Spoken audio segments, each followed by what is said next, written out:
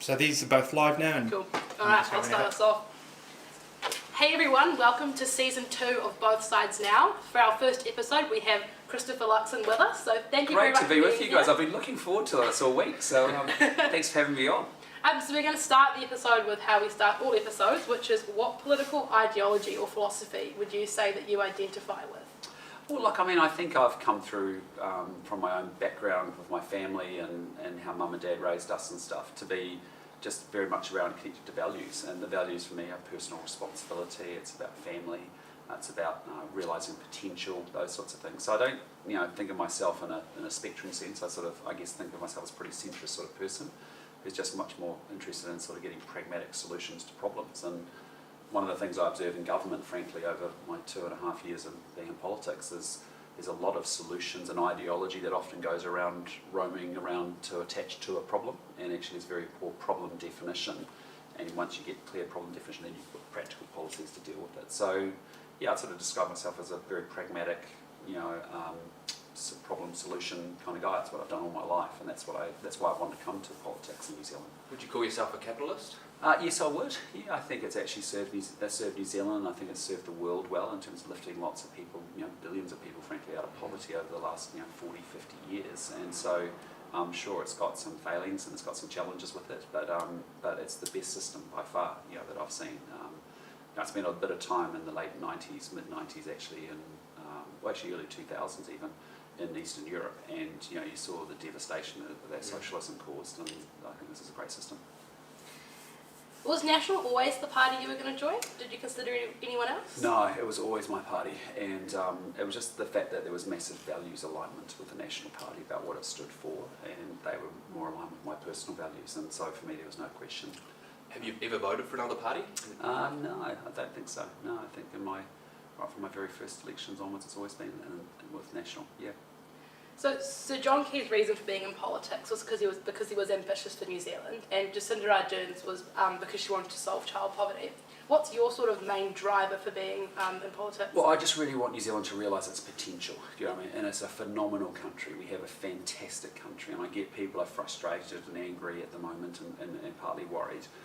But yeah, we have a brilliant country, and I've come to politics because I just don't think we are realising our potential. I don't think we are solving our problems, and I don't think we're maximising our opportunities. And so I'm an improvement guy, and I kind of really want to see New Zealand really realise its potential, and that's my motivation for being here.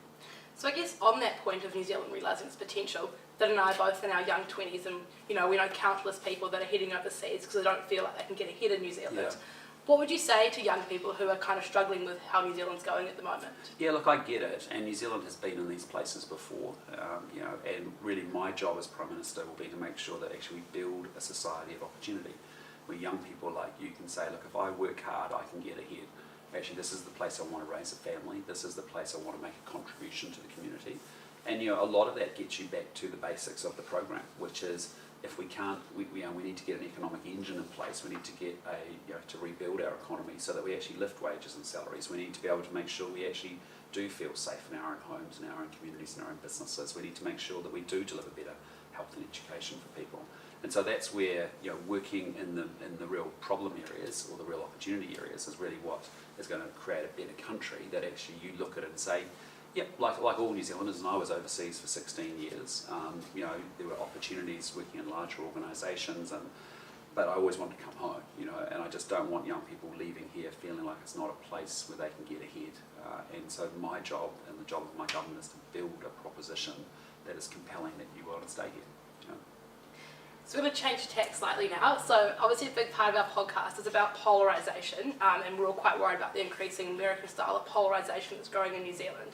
How do you think we prevent that divisive style of politics from coming into New Zealand? Yeah, well, look, we have a choice about that, and one of the great things about New Zealand is that we've had great civility in our political system. We can disagree strongly with each other, but that doesn't mean we have to be disagreeable with each other. And I think what I've observed around the world has been increasing levels of polarisation. And I remember I had a great dinner with President Obama once, and we talked about that actually, that when I first arrived in America, there was 65% of Americans could agree about what the country was about. But when I left, it was probably 25 to 30% of Americans could only agree about what the country had in common. between a Republican and between a Democrat, for example. And the problem with that is everyone goes to their corners and they demonise the other side. And my mum always used to say, walk across the room, talk to someone that's different from you, find out what it's like being in their shoes. And I think we've got to work hard at that. And the great thing in New Zealand is that we are a small country and we are quite accessible. And as politicians, I think we're highly accessible to the public. We don't have protection. We don't travel on private jets. We don't have our own. If you go to the US, a Republican or a Democrat senator will come in on their own private planes. They'll go to their own washrooms, their own senatorial rooms. They never mix. Whereas actually I'm often on a plane sitting beside Chloe Swarbrick going down to Parliament together, and her and I'll chat about a bunch of stuff, and can be very civil and very constructive in a positive relationship. Yes, we're going to have differences of opinion on politics, but actually we don't need to. We've got to work hard to keep that civility in place. And I think it's been a real strength of New Zealand's political system, and I think it's really being very conscious that we want to keep it like that. Yeah, that's something Eve and I both really appreciate. July was the hottest ever month humans have experienced on Earth. How much would you like to see national cut emissions in your first 3 years if you're in government? Well, I'm deeply, deeply committed to net carbon zero 2050, right? I mean, that's the thing, and we as a previous government signed New Zealand up under the Paris Agreement to those commitments, and I feel very strongly about it. Every time as a business leader, I did it at Unilever, I did it at New Zealand, made really strong commitments in sustainability and around climate change in general. So I feel very connected to the mission and the purpose, and don't be under any illusion that I'm not committed to that goal. But the means by which we deliver that will be very different from this government, because I think there's been a lot of bumper stickers and a lot of easy headlines, but actually not a proper plan of execution that actually delivers and marches our emissions profiles down. So a lot of it is determined upon the rate by which we deliver it, is determined upon some decisions that we get to make. I personally believe we need to double the amount of renewable energy in New Zealand, but when you go through that and say, well, what could a government do about that? It turns out that our resource consenting process is making getting renewable energy projects up and running incredibly difficult. It took 8 years to consent a wind farm that took 2 years to build that powered up 100,000 homes. So a lot of the rate will be determined by how quickly, because I think we could bend that emissions curve and go faster if we could actually get some of these policies implemented in a way. So the Paris Agreement gets us to net zero 2050, but it also says we've got to cut emissions by 7% per year, and nationally by 50% by 2030 if we're going to get there. So we've got to have targets, right? Yeah. What do you think? Is National on board for 7% emission cuts per year and 30% by 2030? Well, we should be. We should be trying to deliver on those commitments, that I'm very committed to delivering on those commitments. But I'm also trying to manage a situation where we've seen a ridiculous situation, I think, frankly, from the government that wanted to kill a fifth of sheep and beef farmers in a very short period of time, sending production overseas, but not making greenhouse gas emissions any better, and actually making every Kiwi poorer along the way. And I actually think we can sequence things in a way that actually gets us to where we need to get to, but ultimately the rate as we go through that will be determined by how quickly we get those actions away. So on He Waka Ekonoa, because you disagree with the government over sequestration and also who should be pricing the emissions, and you said the government has blown this thing up, it's dead now. Do you think you contributed to possibly polarising the issue? Because the two differences between you and the government were pretty minor, really. Who should set the price and some technicalities over sequestration. Do you think you could just fix those two things and get on with it rather than kicking the can down the road? Well, look, I think we were being very constructive because we wanted to be very bipartisan about it, and we also liked the idea that the industry was coming forward with a solution. And so in May last year, the industry came forward with He Waka Ekonoa, which is its approach to how it would manage agricultural emissions down. The government took 3 months after receiving that report and then went and pushed it really hard to the point of actually saying essentially a fifth of our sheep and beef farmers. They backtracked on that though after that. Oh, well, it was a hell of the final two. And they shouldn't have done that because the industry has been 2 to 3 years doing a whole heap of hard work to get all of that sector together to a proposition that actually in itself would have been quite hard to sell to the sectors. And the government then didn't need to do that after 3 months, blew it up, and then tried to poop or scoop it at the end of last year. Our view is very simple. One is we need to give farmers all the technology and tools available. That's why we've got the biotech, harnessing biotech legislation changes that we want to make there, because we see issues like ag research not being able to get testing of ryegrass that's lower emission out of the labs. We see issues around methane inhibitors being available in 35 countries, but not here in New Zealand, because we're asking farmers to do the job with one hand behind their back. So we've got to give them the technology and tools. Secondly, we've got to give farmers all the credit for the good stuff they're doing, and they've got to get sequestration benefits from that. And then thirdly, we get into agricultural pricing by 2030. Do you have any examples of an industry that's been able to set its own effectively tax price? Well, I think you've got to take an industry with you, and essentially we're going to have a clear set of pricing principles with a pricing committee. It'll have ministerial oversight. So who will be setting the price? The industry group or a pricing committee? There'll be an industry group that will set the pricing piece, and then the minister will have an oversight to that, and actually ultimately have final say off on it. Right. And so the Zero Carbon Act says we want to cut methane emissions by 10% by 2030. Is National on board with cutting methane emissions by 10%? Yeah, and I think, when I talk to the industry, they feel like they're making good progress in that regard. I mean, there's a lot that they're doing that actually feels that, they actually feeling quite comfortable that they could actually possibly get there themselves with the actions and the activity that's already happening. My point is that, New Zealand has actually put, as I said, made farmers do it with one job behind their back. We've actually villainised farmers tremendously over the last 6 years under this government. We haven't valued them. We have been the best farmers in the world. We need to continue to be the best farmers in the world. You cannot have a situation where you end up sending production offshore to a less emissions efficient country or farm. Do you think there's any evidence for emissions displacement though? Because that's the argument that's often made, right? Is that we're going to be exporting our emissions overseas. Is there any evidence for that, do you think, or is that sort of speculation? No, look, I think what we've got to do is just say, and I'm very clear-minded about it. We're going to deliver net carbon zero 2050. So then you come at the problem and say, well, once the problem definition's well defined, what have we got to do? We've got one half of our emissions. Actually, if we could double the amount of renewable energy and electricity, we'd take a third of our emissions off the table. And that would enable transport and manufacturing to make the transition. We know what the innovation roadmaps look like over the next 10, 20 years to enable that to happen. Then half our emissions are coming from agriculture. There is no established innovation roadmap for that anywhere in the world. And so you've got to be able to say, we've got to drive through technology and tools. We've got to be able to give farmers the ability to get credit for the good stuff they're doing. And then we'll introduce agricultural emissions pricing in 2030. I've got a heap of questions I'd love to ask on climate. I'm going to finish with one. Yeah. I'm a young climate scientist, and New Zealand's currently tracking for 4 degrees of global warming. That is catastrophic globally, like untold human suffering. Correct. and it's apocalyptic for nature, the scale of climate change that we're heading for at the moment. So, like, here's a chance to maybe share some emotion. How much does this issue mean to you? Because at the moment, Labour hasn't really cut emissions at all, and it feels like with the lack of targets from national and super solid climate policies, we're going to just continue heading for catastrophic global climate change. And I think in 100 years' time, there's a lot of important issues for New Zealand now. But in 100 years' time, when people look back at your leadership now, I think they'll define you by climate change. Yeah, so deeply committed to climate. Just go look at my record, in terms of what we've built with the Unilever Sustainable Living Plan, first corporate, plan around, making sure we have climate change and sustainability, thinking into the actual DNA and the heart of the company. Same, I worked really hard at Air New Zealand to do exactly the same thing, leading the charge. I had the full EV fleet back in 2015. I had Air New Zealand signed up to Modern Slavery Acts. I had a whole bunch of things happening around full sustainability embracing agendas there as well. I'm serious about it in the country, but the point is, what I observe in this country is an awful lot of talk and not a lot of planning and not a lot of detail. And so the question is, you have to put a plan together. That's what we do in the National Party. That's what I've done in my life, is put the solution together to deal with the problem that we've got.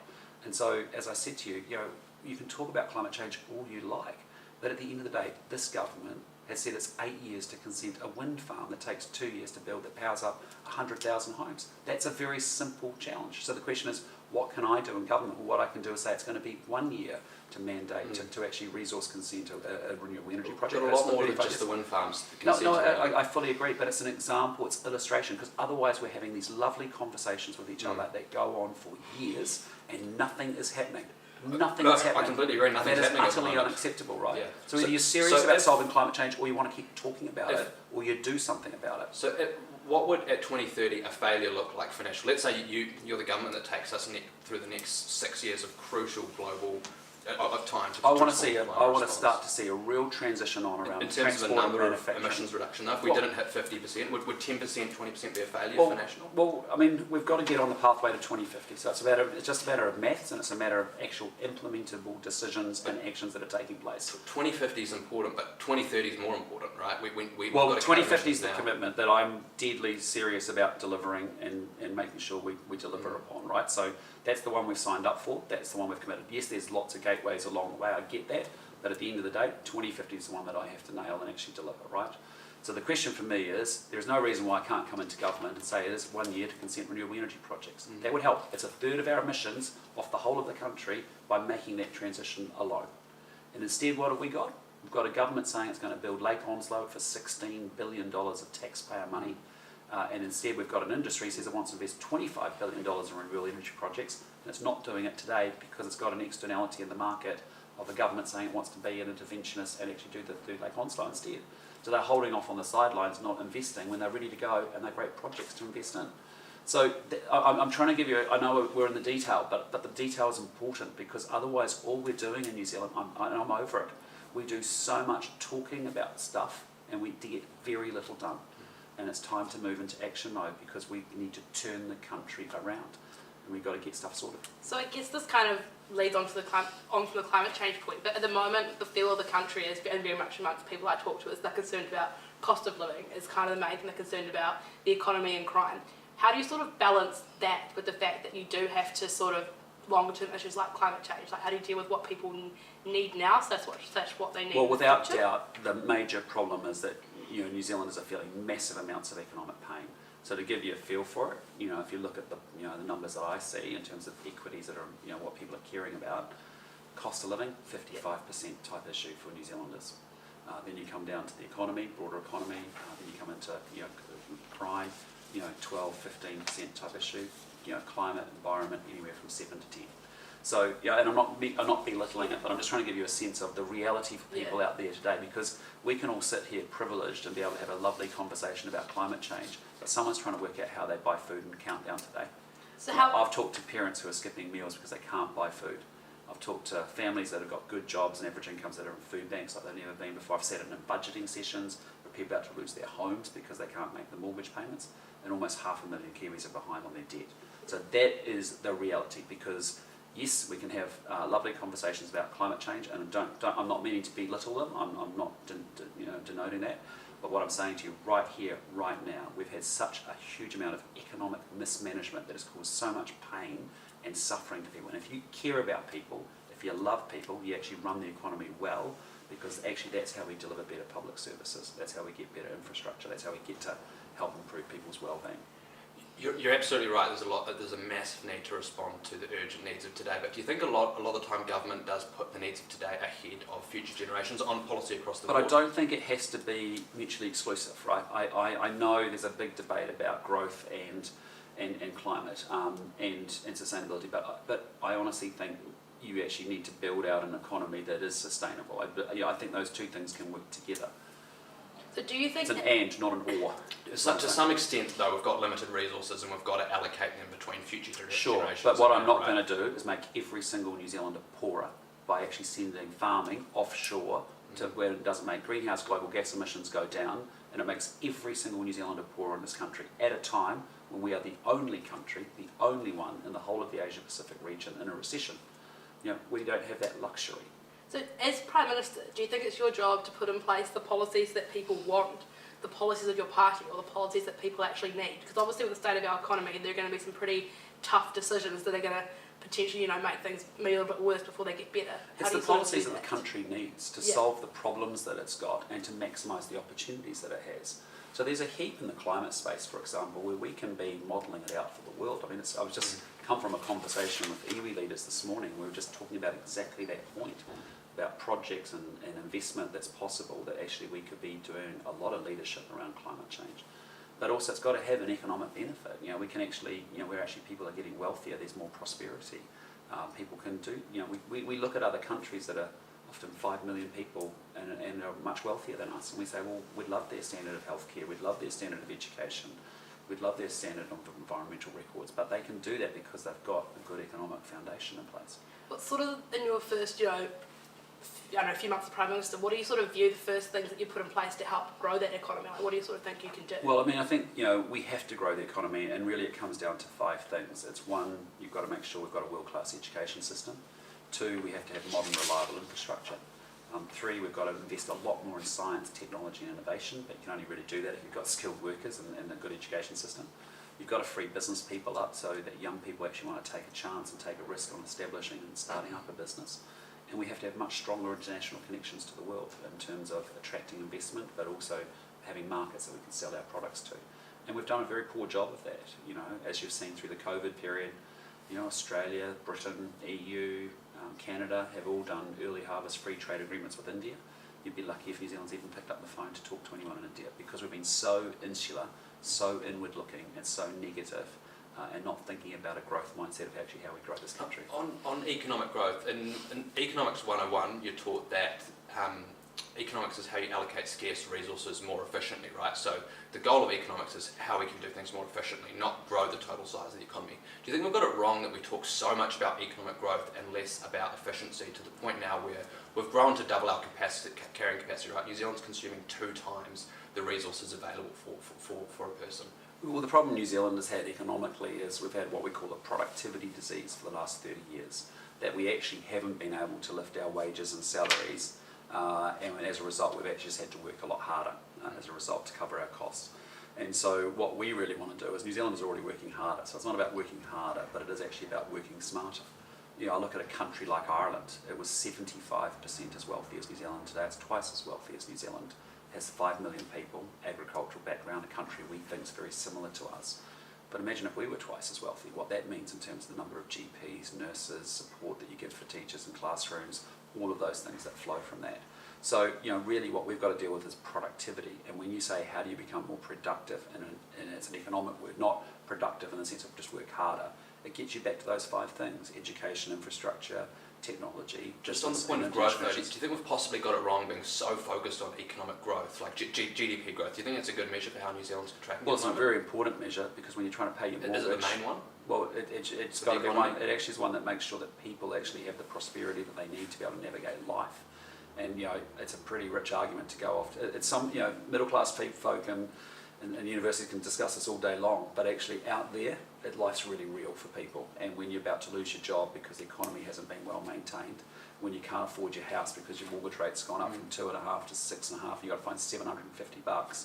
The economy matters. It's the foundation by which we can afford the public services that we all deserve and want. Isn't it interesting? You seem to talk quite a bit about ambition, and I guess sort of ambitious for New Zealand, but also I guess from yourself, your own point of view.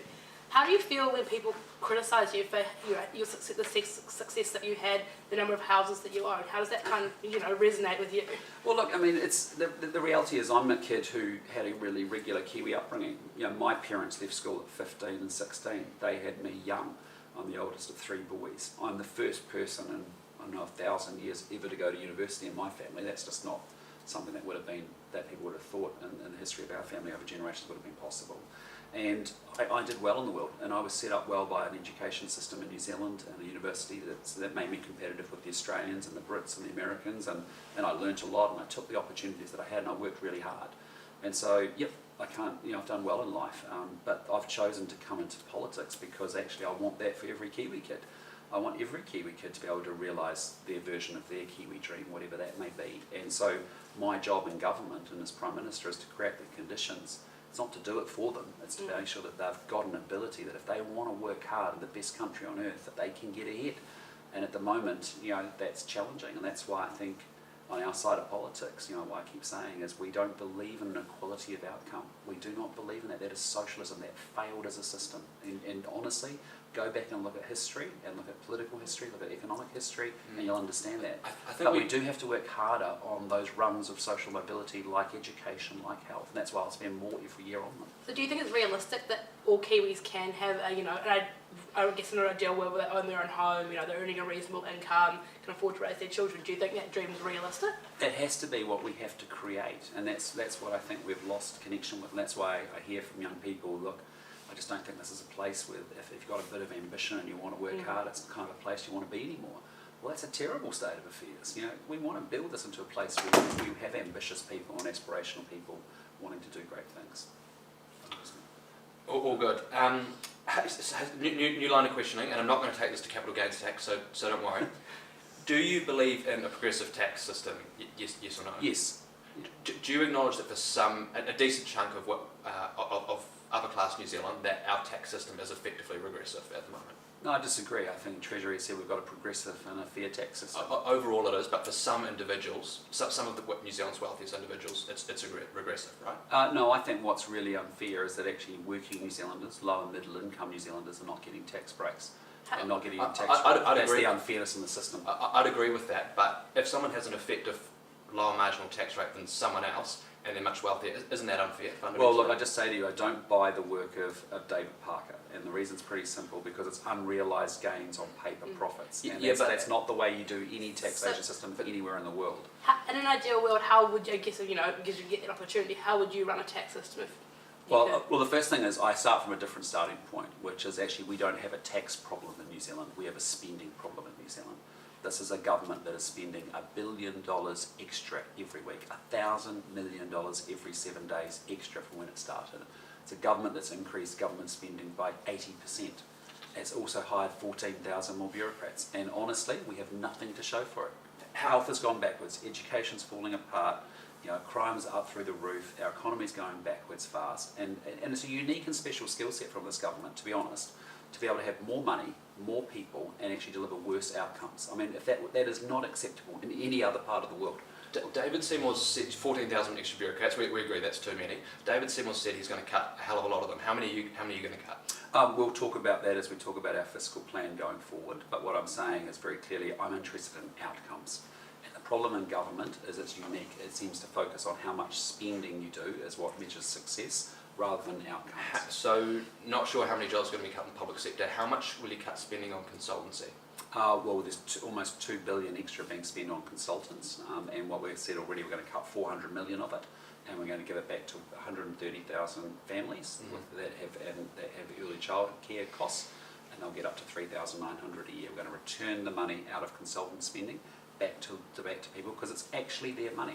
They pay their taxes, they've worked hard, they give it to the government only for it to be wasted on consultants on top of the 14,000 extra bureaucrats for a government not delivering outcomes. Do you think New Zealand's got an inequality issue? I do, and I think that's why we're working hard at making sure that when we have things like education, that's what enables people to overcome, to get from a set of circumstances to a better set of circumstances. And that's why I am really personally, that's the thing that has disturbed me the most in my 2 and a bit years in politics, is the state of education. Because how can we say in your decile 1 schools at 15 years old that 98% of kids fail the writing test, 90% fail the most basic reading test at 15 years old? So what shot do they get to have their dream come to life if we don't fix those problems? And that's why Stanford and I have been saying we've got to go back to basics. Yes, I'm going to ban mobile phones, I'm sorry, but either we're here to learn or we're not here to learn, and we've got abysmal results. I guess from the education perspective, do you think it's realistic that we can have sort of the public sector achieving as much as like what private schools do? Yeah, it is. I mean, other countries around the world have delivered better educational outcomes. And, here's the thing, right? I mean, again, it's problem definition. And the problem is 40% of our kids are not at school regularly. That's unacceptable. To have 60% of your kids only attending school regularly, that's not first world status. Then you have 75,000 kids that are chronically absent from school. And think about that in the context of a town or a city across New Zealand. They are chronically detached from school. Why is that? Well, half of them show up at high school below expectations and the standard they're expected to be at. Half our 15-year-olds failed the most basic maths, reading and writing tests. So even after being at school, they come out functionally illiterate and illiterate. And then when I came through, we were in the top 10 countries on maths, reading and science. So that's the problem that we have to solve for, because that is a bad economic outcome. Because how are we supposed to get to higher paying jobs, more efficient jobs, higher salaries, wages, get more choice if we can't get better educated? And also there's a social inequity and inequality issue there. You talk about salaries in New Zealand, so and even I both agree that if you work hard you should be able to get ahead and get paid more. Do you think there should be billionaires? Yeah, look, I mean, there is. They're wealth creators, they're wealth generators. They create huge value for people, huge employment opportunities. They create enterprises and organisations. They've taken the risk. We believe that people should get the reward for their hard work and achievement and success. As long as I'm a business guy, but I've come through a world where it's not just about shareholder return; it's actually about the stakeholders in that business. And so, you can run a company like Air New Zealand, and you can put in literacy and numeracy programs. You can put in diversity and inclusion programs. You can be a good sustainability citizen across the country. You can make sure you get the gender pay gap sorted. You can introduce, do things around modern slavery to make sure your supply chains are really ethical. So that's the I don't have a problem with that. So let's take someone on $4 million a year, and even I agree that you should be able to, someone could be able to earn that salary, but to earn that salary, to me, you've got to contribute 60 times to society what a nurse is contributing to society. Do you agree with that logic? You know, are people really contributing to society Look, it's just hundreds of times values more than other people? There's values for jobs. We're in a marketplace, and you know, if you get a great leader who leads a large organisation, whether it's a community, do we overvalue some jobs? That's left to the market to determine. You know, someone has to want to do that job, and someone has to be able to lead that organisation, and whatever they're paid by the market is whatever they're paid. So I guess on that, you know, I've got a flatmate who's a teacher, and she sort of is potentially, you know, going to move overseas because she can earn more money. Do you think we need to be paying teachers and nurses more to keep them We here in do New need to Zealand? pay teachers and nurses, and we need to pay our police officers more as well. But how do you do that? Yeah. How do you do that? Well, what you do is you actually grow the economy. And so otherwise, we look at Australia at the moment, but Australia is probably 30% wealthier per capita than New Zealand, because they've got a stronger and a better economy than us. They haven't had the mismanagement that we've had with this government that's created high inflation, high interest rates, now the economy in a recession. They haven't had a current account deficit. That's the biggest we've had since the oil shocks. They've been in surplus. So they've got a much better economic management and model that enables them to afford to be able to pay their nurses, their teachers, their police officers more.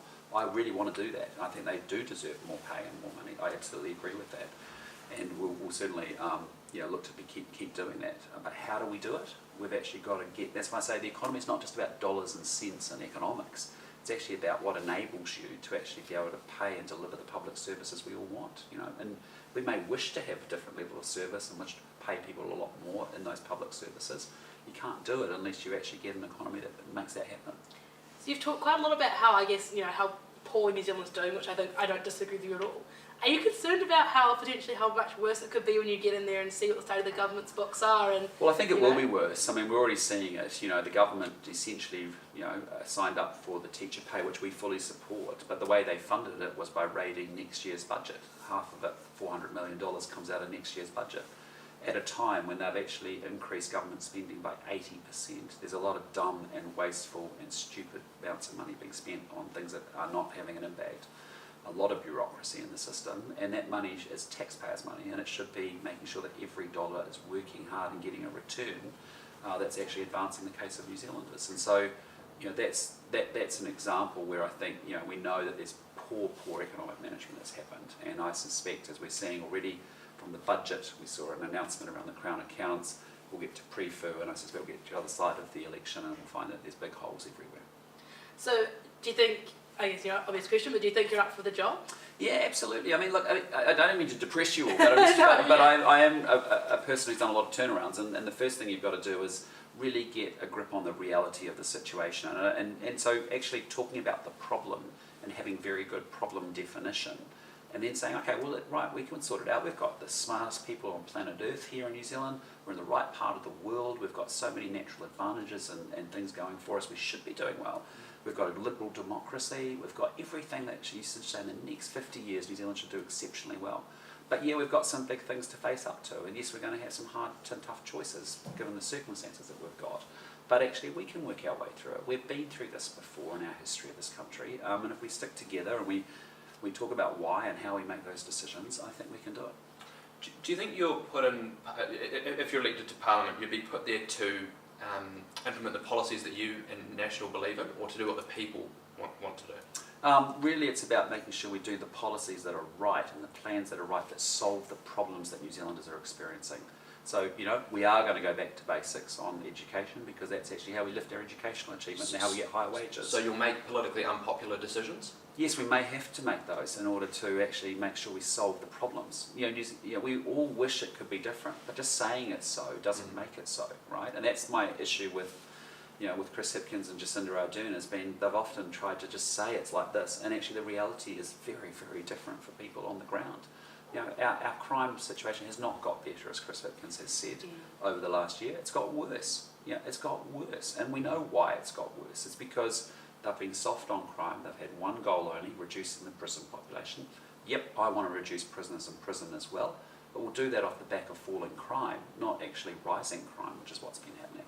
So, you've got to get really real about the problems that we've got, and then you've got to have a plan that gives you hope that you can get to a much different and a better place. And I know we can do that if we've got the right plans to do that, and I think we have. On the mention of crime, obviously because I work in law, I find some of the policies that National looking to implement around, so for example, the youth boot camps and increasing the aggravating factors in the Sentencing Act. Do you think those are actually going to make a difference, or do you sort of think we need some more longer-term thinking to actually Well, look, I mean, reduce crime? there's two parts to it. One is we're going to take social investment, which was some great thinking from Bill English, and I would have loved for this government to have kept it in place because I think it was really bipartisan and it's not political thinking. It's actually how do we work on the long-term causes of social deprivation, crime, healthcare, education, all that stuff. And so we've got to move that from theory into action, and I've asked Nicola Willis to lead that with the finance portfolio because that's actually how we get long-term change going on in this country, is actually using the data, making powerful targeted interventions in people's lives so we can actually lift them up and actually change the trajectory of where they're going, right? We have to be able to do that long-term. So you've got to work on the causes of what some of these issues are. But it's an and, not an or. You also have to be really tough on crime itself because at the moment what's happening is every 6 months we get more frequency, we get more gratuitous violence and we get more crime. We just say that's the way things are in New Zealand. Well, we get to choose how things are in New Zealand as a society, and we believe in certain things like rights and responsibilities to each other and to the country, and so we have to enforce that. So when you get to military academies, we've built that off the LSV program, which is highly successful, which is actually a shorter run program for slightly older people. And I've had parents come up to me and say that transformed my kid's life. It was really awesome. And that means we use our best military leaders and mentors. We put the community organisations in there, embedded in the program from day one. Numeracy, literacy, addiction, trauma issues, whatever they are. You come out 12 months later, stick with the community organisations, and we've got our best shot at turning those young people's lives around who are serious young offenders causing repeat offences around aggravated burglary or robbery or ram raids or whatever it is. So again, you've got to try something different because every 6 months we now just accept a 33% increase in violence, retail crime's double, 9 gang members for every 10 is up 70%, and a ram raid every 11 hours in this country. Well, it didn't used to be that way, it doesn't have to be that way, but actually offenders know they can get away with it. Do you believe that prison just makes better criminals? No, I disagree. I've been in prisons actually even recently where I saw massive amounts of really good rehabilitation. I spoke to prisoners who actually had plans about how they were coming out and what they were going to go do. They'd done NZQA qualifications. So I think when prison's done right, it should be about rehabilitation. And that's the other part of our policy is we've said, look, of the prison population we have today, about 45% are what are called remand prisoners, 55% have been sentenced.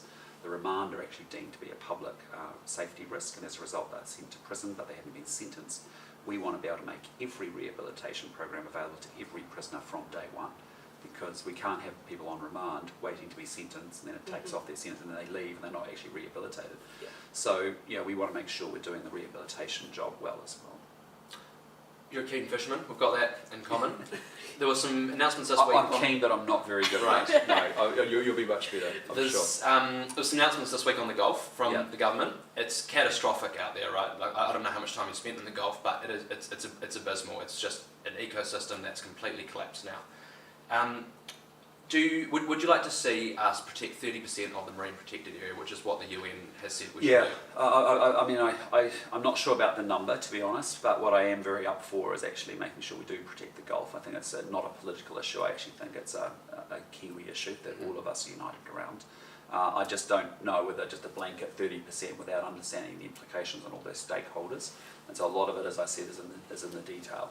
But I can tell you, Simon Watts and I have talked a lot about that. Scott Simpson and I, actually Tama Poitaka today, and I were just talking about it again this morning. So, we get the need to strengthen and protect our oceans and fisheries in general across the world, across New Zealand, because we have the 4th biggest EEZ in the world, in terms of our ocean boundaries. And on the Hauraki Gulf, we're up for that, and we're up for a bipartisan approach to doing it. It's going to require some tough calls, though, either on commercial fishing, recreational fishing, urban sport, or farming. You're prepared to make some tough calls to restrict some of that activity? I'm sure we won't be perfect, but actually you've got to do something, right? And you've got to start somewhere. And that's the thing, is we can always sit around trying to find perfection, and we end up talking about perfection all the time, rather than actually starting and actually get something going, get something doing. Make a start. It may not be the full 30%, but at least, what I've seen from the government, I'm quite supportive of. I just need to understand the detail and how much, what are other stakeholder views, but I'm up for that. Is National up for banning bottom trawling? We're up for that conversation, yep. You talked a lot before, I guess off camera at the beginning, about your friendship with Sir John Key. What do you think differentiates you from him? Because people often compare you quite a lot. What do you think makes you different and will make you a different style of leader? Oh, look, I mean, we're two different people. I mean, and I'll be Chris Luxon, and that's who I am. But we are good friends, and we enjoy each other's company. We have a similar approach, which is take the job seriously, but don't take ourselves that seriously. I think we're both pretty even emotionally and temperament, and we work really hard. And so we've become good friends over time, and we're similar in many ways with our backgrounds and stories. But actually, we're also different, And so for me, it's about what is the right program that we need for New Zealand right here and now for the 2020s and beyond. And I just think we've got a great country. We just have to, we should be one of the leading small advanced countries on earth, and that is exciting as a vision and a proposition of what New Zealand can be. And so, the policy prescription may be different because the circumstances are different, and that's that. And we're different people. You talk about not taking yourself too seriously. Do you ever cop much flack for the not drinking thing? Oh, well, it's just, not really. I mean, in New Zealand this day, it's not a big deal, I don't think. And I didn't find it too big a deal, frankly, coming through. I just was I was often the sober driver, and just remembered what the hell happened the night before. So the day after. But no, I mean, it's just a personal decision of mine for a number of reasons. It's not a religious thing that people often try and say it is. It's just no. I had a family member who had an alcohol problem, and I just, as a little person, had spent time with them and decided that's not something that I wanted to do. So you don't spend your time drinking for fun and you want to deal with the hangovers like some of us do. What do you do for fun then? Oh, we have a lot of fun. I mean, we love getting to the beach and hanging out on boats and fishing and talking. I love music, of all types. So my daughter and I share a song of the day most days, together. And we love going to concerts, all of us together. So we have a lot of fun, and when I get a chance, I love a bit of reading as well.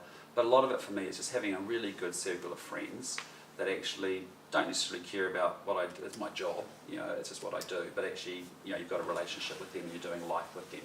And whether their politics are the same as you or different from you, that's never really enters into it, really.